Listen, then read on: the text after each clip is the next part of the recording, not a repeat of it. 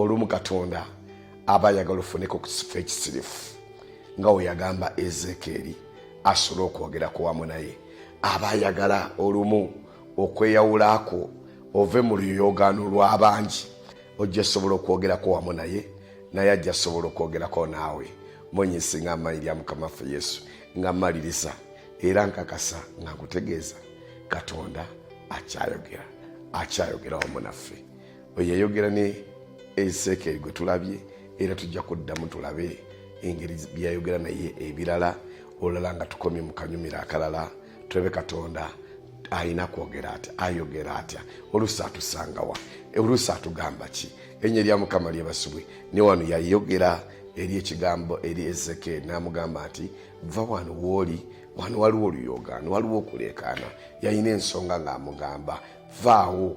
Ezekiel naye n'agonda n'amugamba gye yali alina okwogerera, n'amugamba eri mu lusenyu, eri mu desati, eri etaliyo bantu, eri etaliyo baleekaana. Erinnya lya Mukama lyebasibwe. N'agenda n'ayogera naye in a plain place. Erinnya lya Mukama lyebasibwe. Ekifo ekikalu ekitaliimu biwo biwoogana ebinaamulemesa okwogera. Naawe kutegeeza olwaleero nkusabira agenda kwogerako wamu naawe. Mwenyezi amaanyi ya Mukama waffe Yesu. Mufunireyo akafo, mufunireyo obudde, beerayo mu kifo nga oliwo wamu naye. Agenda kwogera wamu naye, ogenda kumuwulira n'eddoboozi lye ojja kumuwulira n'ekigambo kye. Olusaso olosindika omubaka nga gwasindise gy'oli olwaleero ng'ayita mu nze ng'ayogera wamu naawe. Situka, ddamu amaanyi, nywera, guma. Katonda akyakwagala era akyayogera wamu naawe kubanga oli mwana we. Mwenyezi amaanyi lya Mukama waffe Yesu. Nsa Mukama akumpeera omukisa abeere wamu naawe, akunkuumire, akungabirire mu linnya lya Yesu Kristo wa Katonda omulamu. Nsaba omwezi guno gubeere gw'amaanyi nya Mukama waffe Yesu, ate gw'ogenda okuyingira mu maaso kaawo leka Mukama akuwanguze, akolere ebikulu ebinene eby'amaanyi.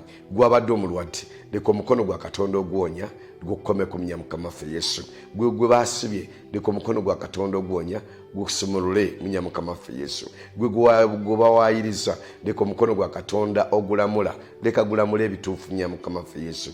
Gwe buli kyonna ng'olina ky'oyitamu omugugu gwonna ogubadde gukutawaanya tugwasiza Katonda mu nya Mukama waffe Yesu. Omugugu tugukuggyeko gumukwase, ogenda kuwangula. Nsindika emirembe gya Katonda eri omutima gwo n'omwoyo wo, leka okkakane obeere wa ddembe n'essanyu, gwe n'abaana bo ne famire yo. Gwe naawe byokola byonna biraba omukisa, totya. Katonda akyali wamu naawe, bw'atalina kyakola leka Mukama akikuwe mu linnya erisinga amaanyi lya Mukama waffe Yesu. Nkusabidde leka omwoyo wa Katonda akusinkane na gy'oli. Bamalayika ba Katonda, Katonda bakozesa ebitonde bye yatuwa okubanga bituyambako, abamu bamesenja ba Katonda, leka bakusinkane gy'oli mu linnya erisinga amaanyi lya Mukama waffe Yesu. Omukono gwa Katonda oguwonya leka gubeerawo w'oli mu linnya lya Yesu. Mukama abeere wamu naawe, akunjagalire, akunkuumire. Tujja kukomawo n'akanyumira akalala mu linnya lya Yesu. Mukama abeere wamu naawe. Siba bulungi mu linnya lya Yesu. Amiina. Wano mu Kampala ekifo kiri kimu kyokka w'oyinza okujja ebyuma bya music ebiri original nkwanjulira Pastor Pastel Music Center.